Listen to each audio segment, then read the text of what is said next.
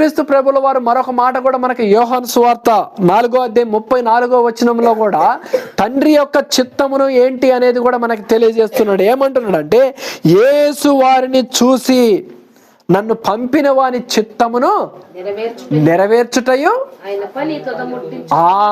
పని తుదముట్టించుటయు, అంటే సంపూర్ణం చేయుట, ముగించుట.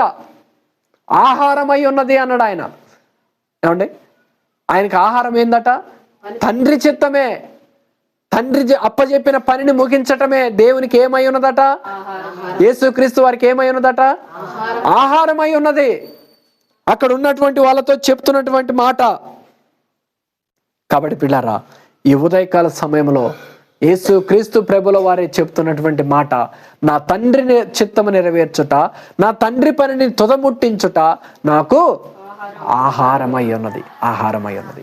కాబట్టి పిల్లరా, దేవుని యొక్క చిత్తము, దేవుని యొక్క చిత్త ప్రకారము, ఆయన ఆలోచన ప్రకారము, ఆయన యొక్క నిబంధనల ప్రకారం నడుచుకోవటమే ప్రతి ఒక్క క్రైస్తవుడికి ఆహారమై ఉన్నది, ఆహారమై ఉన్నది.